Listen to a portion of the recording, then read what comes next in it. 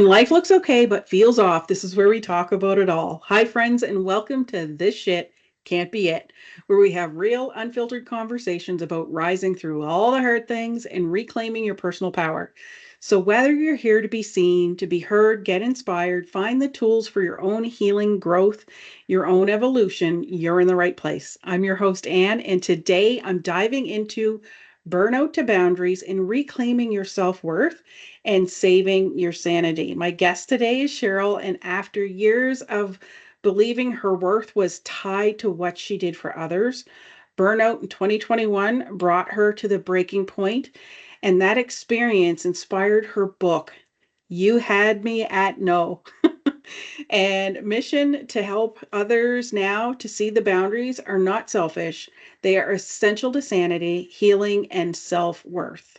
Welcome, Sheryl. Thank you so much for joining me today. I'm excited to have you here because Thank this is a you. topic that gets brushed on, but I'm really hoping we can deep dive today. Yes.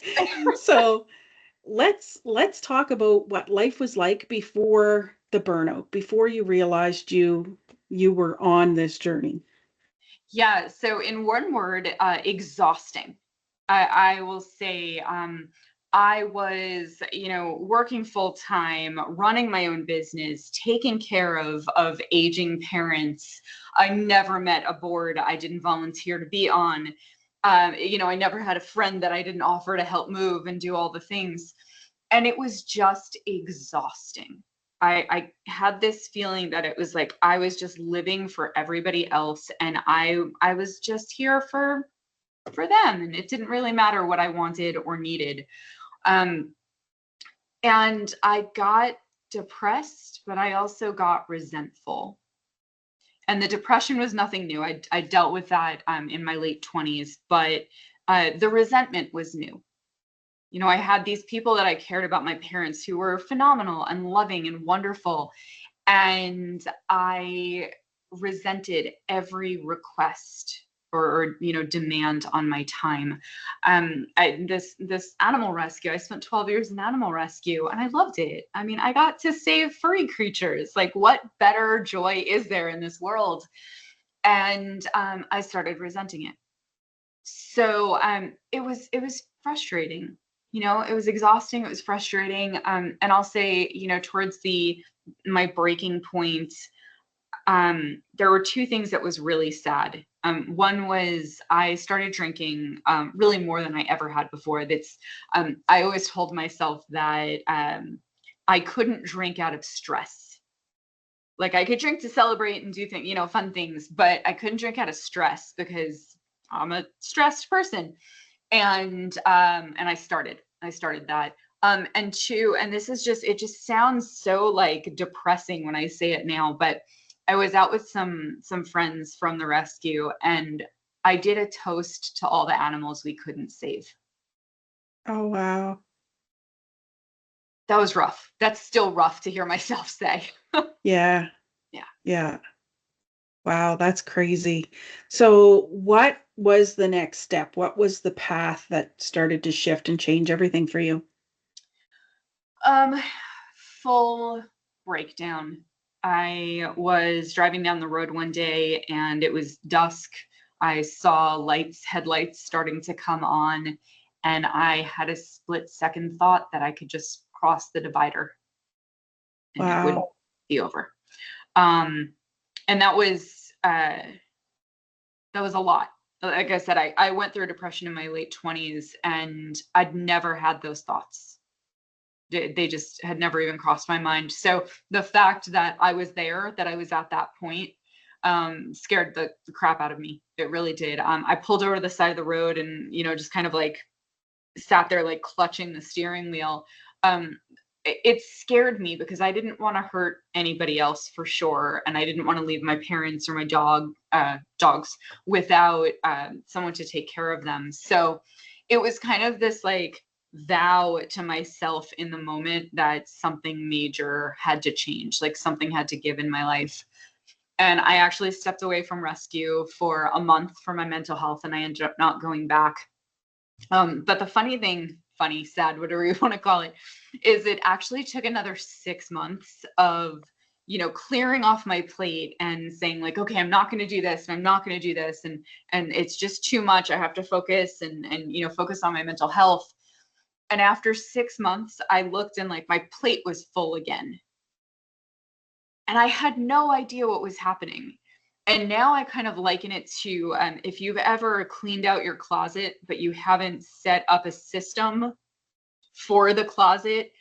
So you just keep taking more stuff in and you're not getting rid of anything. And suddenly a couple of months later, your closet's exploding again. That Yeah. happened to my life. Yeah. The chaos. And, a friend's, chaos is a good way to describe that. A friend sent me an article about boundaries and she was just like, I feel like this might help you. And I had one of those, like, what are those? What a weird state. Like, this is a new word for me. Like, I had that moment, but I dove into it and realized that I probably wasn't the only person struggling with it. And that maybe as I went along this journey and as I healed myself, I could help others. And that's why the book happened. And that's why I do what I do. I'm glad you brought that up because even myself, like I have a very strong dominant personality, and the perception that would be bestowed upon me from others is that I had very strong boundaries. And reality is I didn't. That's why I had chaos, because although I had a strong dominant personality, I wasn't controlling myself. I wasn't controlling my own state, so to speak. So, I always thought I was the go-to person where I had to fix everything and it was my job to fix it when reality it wasn't. So the perceptions were skewed, first of all. But like you say, the lack of boundaries to say, nope, take it somewhere else. Yes. Is yeah, it wasn't there. So you're right, it creates that exhaustion, the burnout, the chaos. I often refer to it as chaos because I've learned myself over time that chaos can be, well, it's not that it can be, it is a product of what's going on inside of us. Mm-hmm. So what did you do to start shifting? What was your first steps? Like if somebody was listening to this and they're like, oh God, that's me now, what would you recommend for first steps? Like what was your first steps? Because first steps can look different for everybody. They can. And I think the very first step is just realizing what was happening. Because I truly didn't know.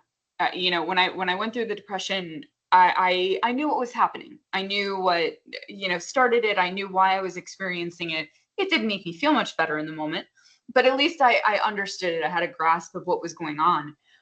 When it came to this, I just didn't even know. I just had no idea, and I thought like this is a failing of my personality, my work ethic, my humanity, my very sense of being. Like I was raised, and I would imagine a lot of people that have boundary issues can relate to this. I was raised to be a caretaker. I was raised to make sure that everybody around me was happy and that they were all doing well and that I was contributing to that. So that's a big thing to get over. It's a big thing to one recognize and to two be like, okay, I'm not actually here to fix you.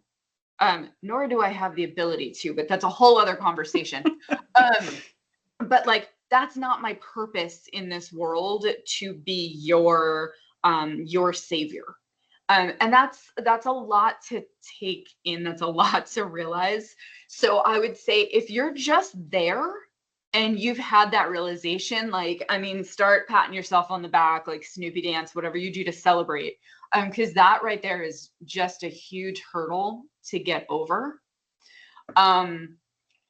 After that, I would say it's time for some serious evaluation and Yeah. really figuring out, all of these things that I've taken on, is that mine to fix and to deal with? Is that my responsibility, or am I actually taking somebody else's growth opportunity from them?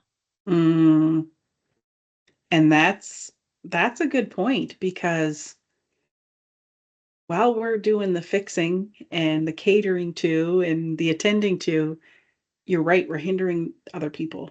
And that's something I had to come into awareness, especially at work, because I was missing the boundaries at work. That's what was causing a lot of, let me rephrase, that's what I was allowing to cause a lot of my chaos.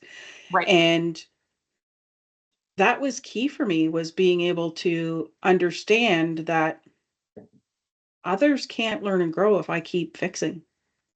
They can't learn and grow if I keep meddling or interfering or whatever it is I was doing at that time.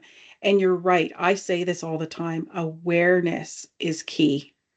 It's one thing to become aware of something, like I'm aware my phone is right here, Right. but if I'm not hyper aware of it, I can walk away and a half an hour later say, "Where's my phone?" Right? But if you become hyper aware of it, you know where that phone is. Yeah. And I often refer to it as that, like you described, that experience of, crossing the line. That is a major life-changing event.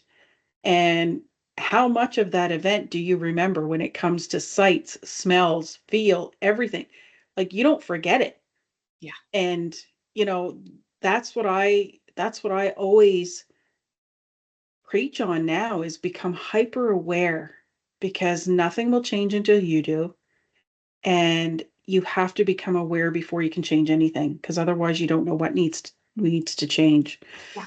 So how long was that journey for you? How did you seek supports? Like, what were your next steps from there? I mean, one, I'm still on it. Sorry, something just popped up on my screen. Can you still see me? Oh yeah, you're fine. I didn't see Okay. anything pop up. And I'm just going to assume everything's fine. We're just going to click that. Okay. All right. Just kidding. So Teams was like, hey, I'm still here. Um, okay. So how long was the journey? Well, one answer is I'm still on it. I don't think that we ever completely, what's the word I'm looking for? Arrive.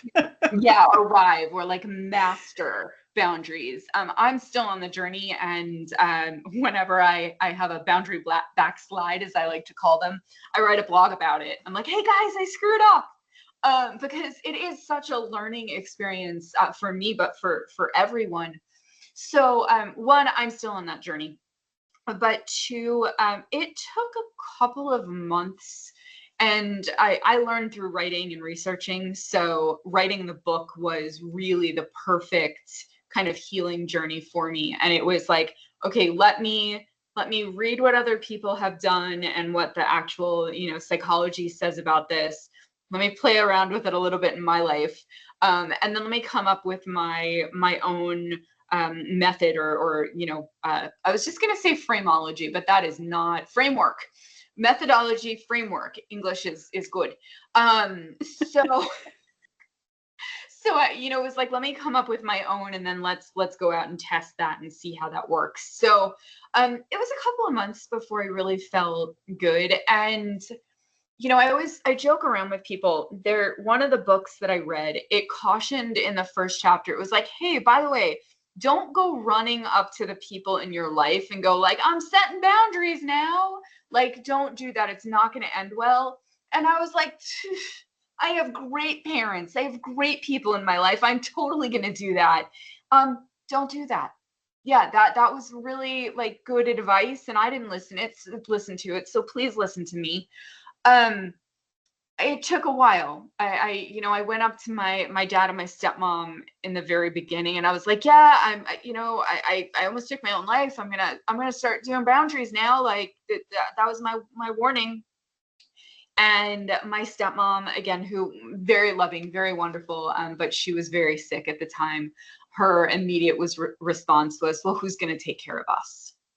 Mm, So now you've got, baby giraffe legs with boundaries, and now we're adding some guilt to it. So that was fun. yeah. But when I when I work with people, I don't make the mistakes I did. Start small. You start with the little boundaries. You start by telling the massage therapist that they're using too much pressure. Mm, The things that many of us actually have struggled with, that, you don't want to make them uncomfortable. So you have to take Advil for 4 days because they just, rubbed a muscle out of your body. Start with the small ones and work your way up to moms. Okay. Don't, you're brand new here. Don't go right to mom and set a boundary. It's not healthy. It's just, it's not gonna end well. No. They're like, what happened to my child? Yeah. It's just, we're not ready for that, folks. Yeah. I gotta admit, I'm sure I've been guilty of that more than once, actually. So yeah, I get it. Because you're right. They're like, what the hell's going on? Like, yeah, yeah. So yeah. So I called this podcast "This Shit Can't Be It" because I used to say this all the time.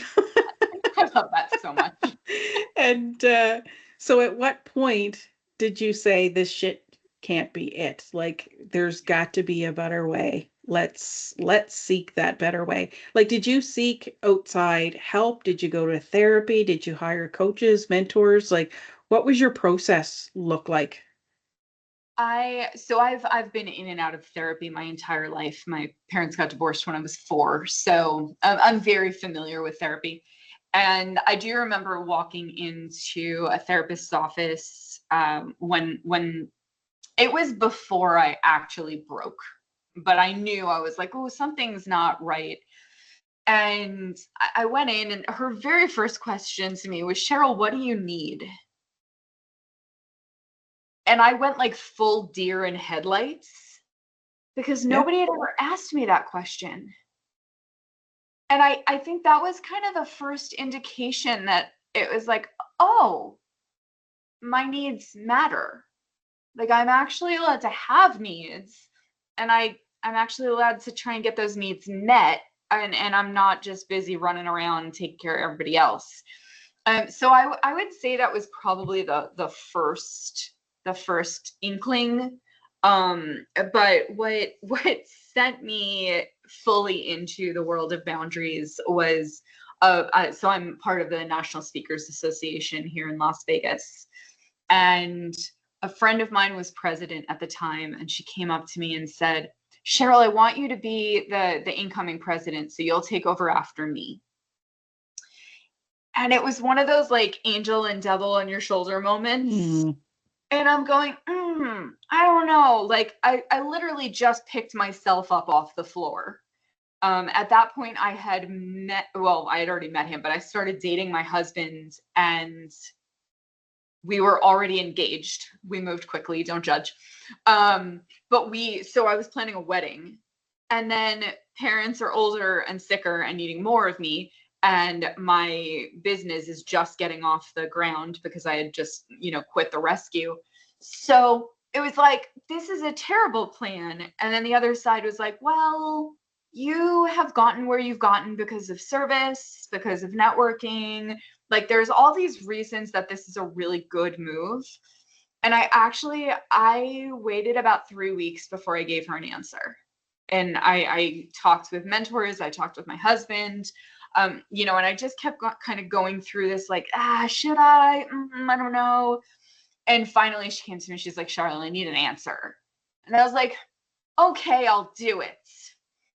And if my organs could have crawled out of my body, they would have done so and just walked away like, you're on your own. Like, just, Yeah.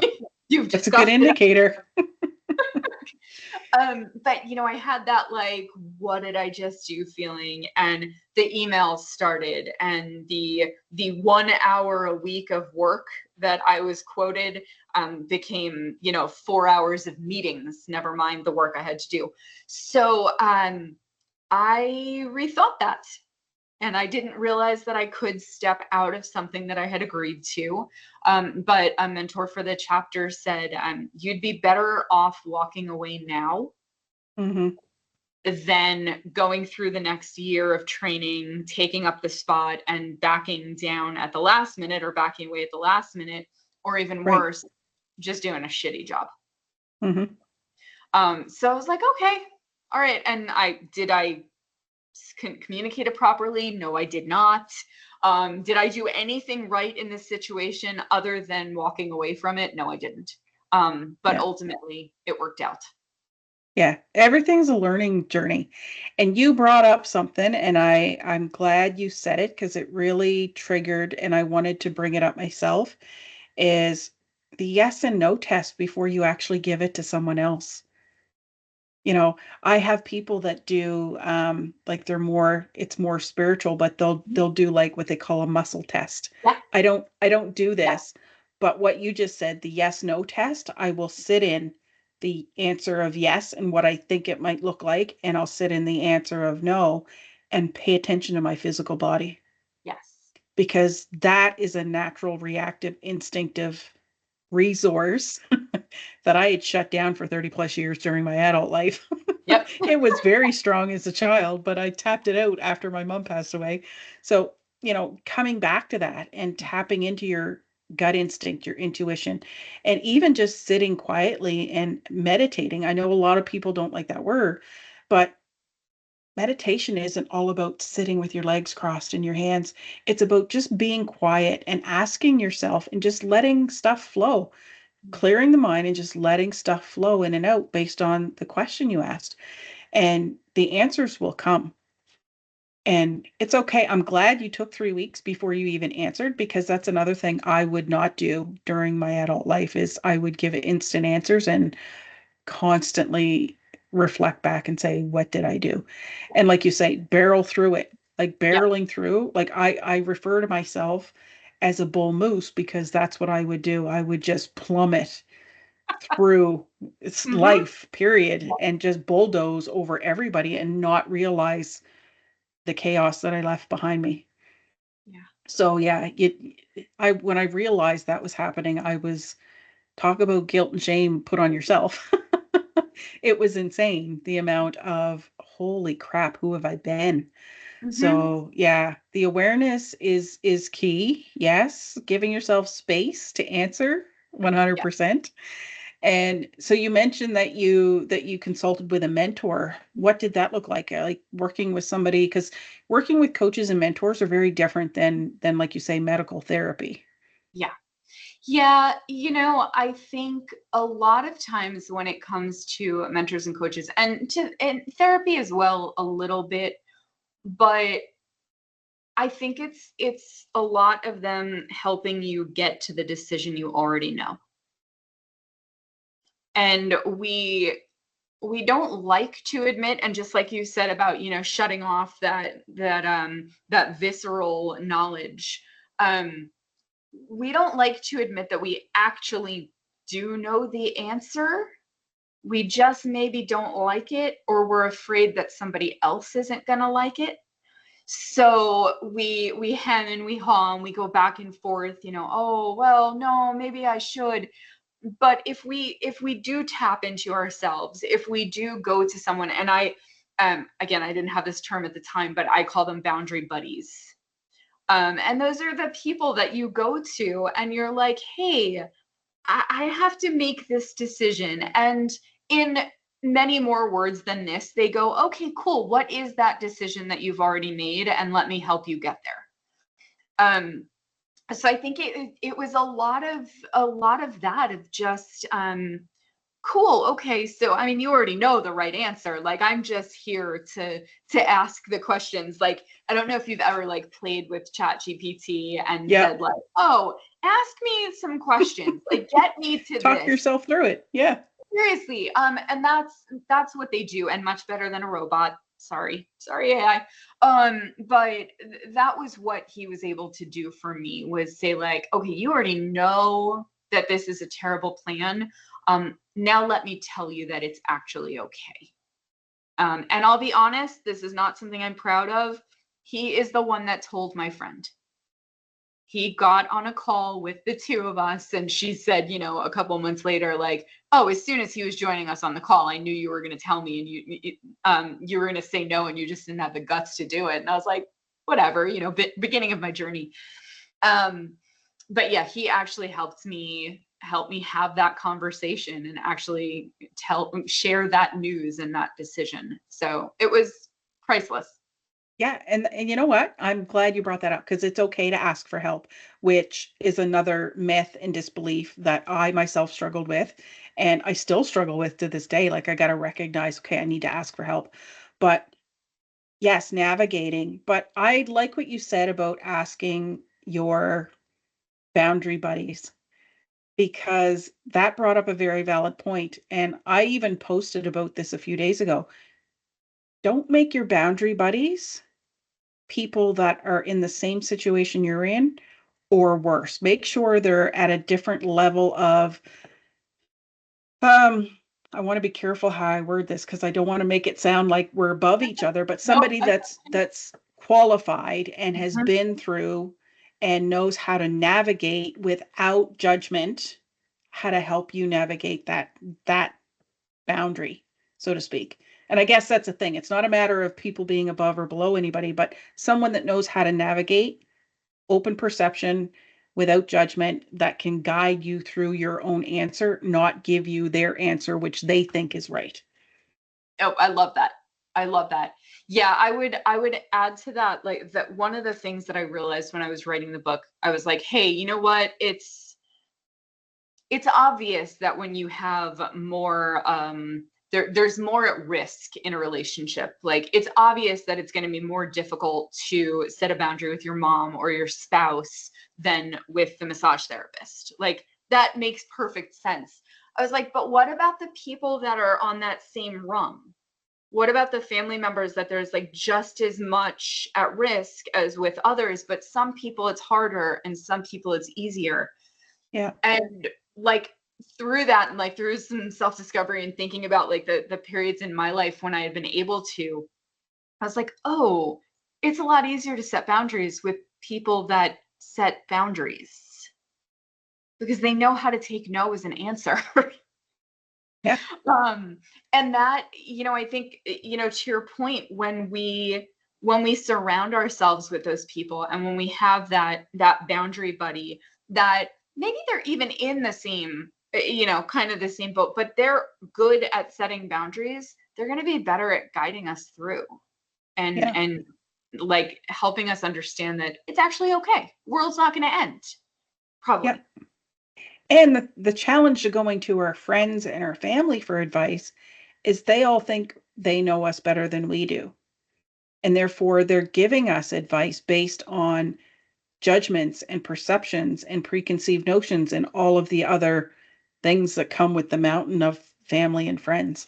So, yeah, that's been something that I've struggled with too is not going to them for guidance Yeah. and seeking out my own advice, my own journey through other people that may not know me as intimately as they do. And like you say, is a guide, a coach, a mentor, whatever you want to whatever they want to call themselves. But I go there for guidance before I go running to certain family members. You know, like you say, your husband is your partner. They need to Yeah. know what's going on, but they're not always the best person to give you the advice of what to do. But they should know what you're doing Yes. and Yes. understanding why. So, yeah, yeah, that's powerful. So, what is the book all about and how is it that you help people now? What is your business all about? Yeah, so the book, I love this book, and I don't I say love that. the name of it. I seriously. So, just to let you in on a little secret, the original title was Intentional Decision Making. Ooh, exciting, right? That was like the working title, and I'm like, this is the most boring thing I've like. I don't even want to read this book, and I'm writing it. And I was sitting in an NSA meeting, and we had a speaker who was talking about name it and claim it. And I wish I could remember her name, but I don't. But she was giving us like these exercises to come up with like creative names for our intellectual property. And we even workshopped it, and she couldn't come up with anything for the book. And then I'm just sitting there and I'm listening and I'm listening and I'm like, you had me at no. You had me at no. And I'm literally texting all of my friends in the room. And like at the same time, everybody was like, that's it. So thank you. Yes, I love the title of this book. So what I did is I talked about really what boundaries are, how they impact us, the danger of not having healthy boundaries. And then I went into a bit of why don't we? Like it's why as a society are so many of us walking around and this is like either a foreign concept or something we laugh off. And I get that so much. Like, oh, I have terrible boundaries. And you're like, oh Yep. God, that's not funny. And it's not just for women, it's men and No, women. it's not. And I actually just did a survey on that because I wanted to do some of my own research, and I had this assumption that women had worse boundaries than men. And so I was like, you know what? I could be wrong. And I don't have the official results yet, but I was actually wrong in a certain couple of spots. So yeah, guys are struggling too. They it just looks different for them. Mm, Um, but yeah, I created a framework of how to set boundaries, how to make intentional decisions. That did get to stay in the book. um, but I really approached it from the personal aspect, our personal lives with family and friends and ourselves. But then I did dive into entrepreneurs, like solopreneurs, and even a little bit into employees, just because boundaries are always going to have the same structure and the same framework, but they're going to look different depending on the situations.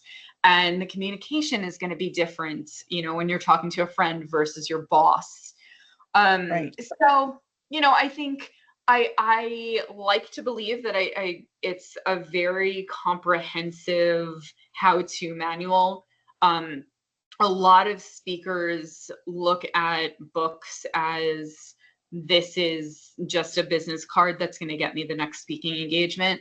And while I would love that, and I'm looking for more speaking engagements, if anybody needs someone, um, I wanted to I wanted to know that if you read the book and never ever got to see me, hear from me, work with me, coach with me ever again, you're still going to be better for it.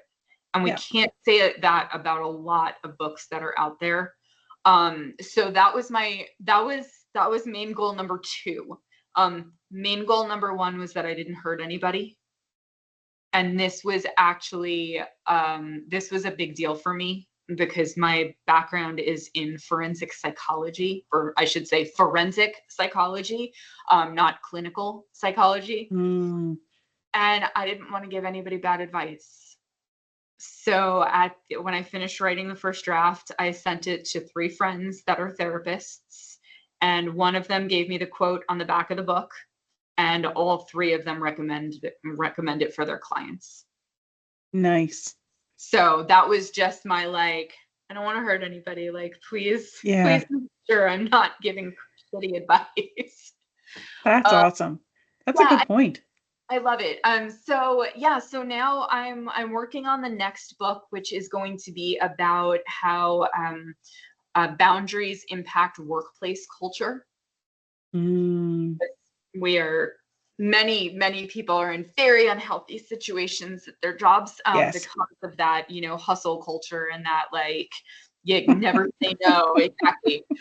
So that's the next project for that. And then I do workshops for teams, for businesses, where we improve teamwork and communication and productivity and mental health and well-being, because like I said, so many people are struggling, and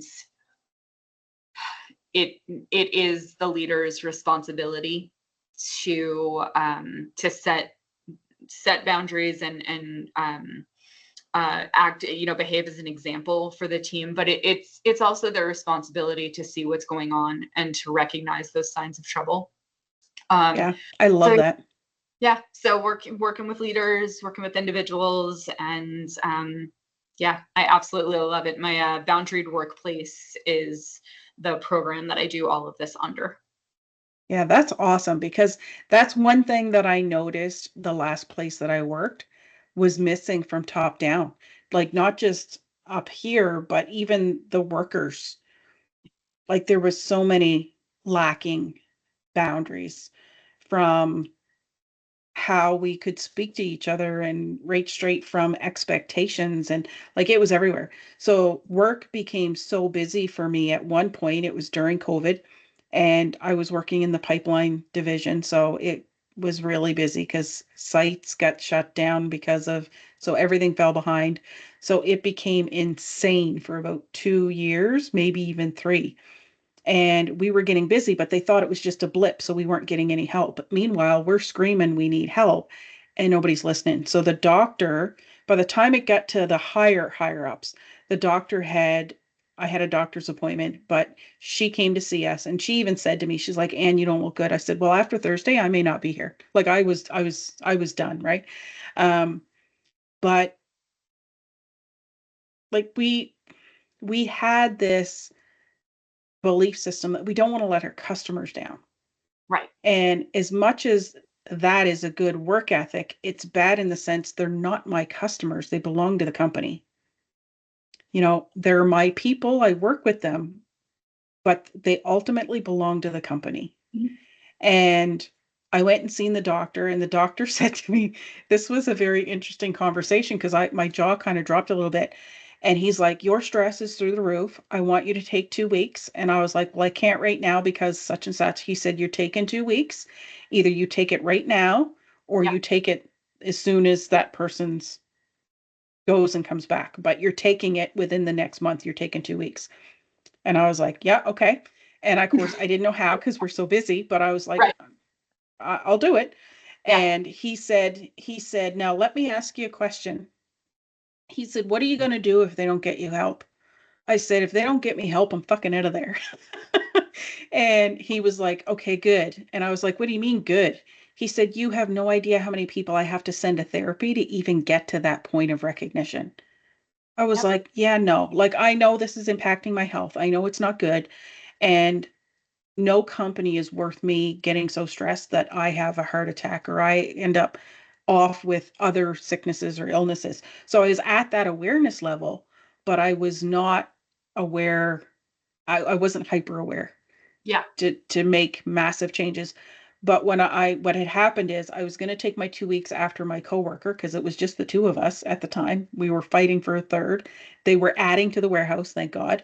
But I ended up taking my 2 weeks before her because I went to work one day and something happened and I snapped, like lost it.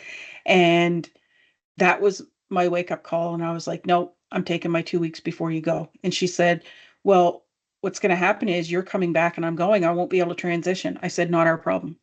Yeah. She said, "Well, what do you mean?" I said, "They need to figure that shit out. I'll come back. I'll deal with it as best I can." I took those 2 weeks off, and the day I took it off, my manager was in agreement. He wanted me to turn in my laptop. I said, "No, I'll leave it on my desk." But he wanted me to turn in my phone and everything. I was like, "No, my phone is staying with me, but I'm not going to touch it unless it's an absolute emergency." Because I only had the one phone. It was work and personal. Like it was the only phone I had. So I said, Yeah. "No, you're not getting my phone."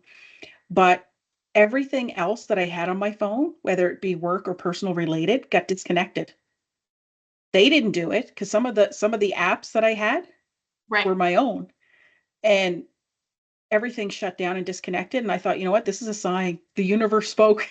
I Yeah. am not reconnecting. I am not getting back on the WhatsApp groups that were something that I was doing on. I said, I'm not doing any of it. And I disconnected for 2 solid weeks. And I actually met with I'm going to call her a spiritual guide for lack of better terms.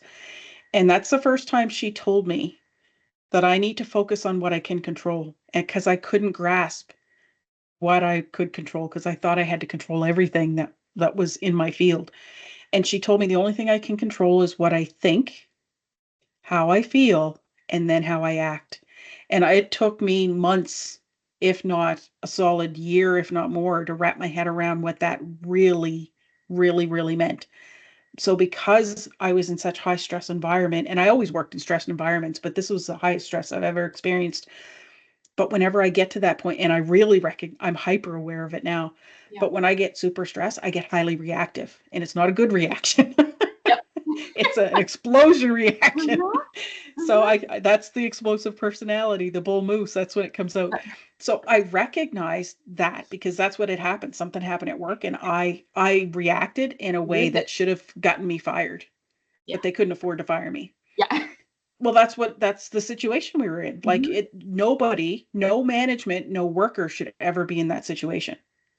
So I love that you're focusing on corporate because I talk about that from a neutral place that that should never happen. It should never, no employee should ever be in that position. No manager should ever be in that position. No business owner should ever be in that position of that they're that reliant on either or Mhm. because that's what happens. Yeah. And when things finally got slow, they did let me go. I actually asked to get let go. It was the weirdest thing ever. But whatever. We won't go down that rabbit hole. But when they actually let me go, they ended up, although it was slow because pipeline had died off, Yeah. they actually lost customers because they let me go. And that wasn't even something that I even considered. I just wanted to be done. I Right. wanted the longer break so I could then Right. dive into my business. And yeah, I never even considered the repercussions of that whole Yeah. transaction, but they lost customers and their customers they'll never get back because of it. So, and no company should ever be in that position. No. So, No. For yeah, sure. excellent. Well, thank you so much for joining me today. I'm going to make sure all your information is below in the description. So, if Appreciate it. you want to connect with Sheryl, there's links there. There's, I believe you even gave me a link for your book. So that's awesome.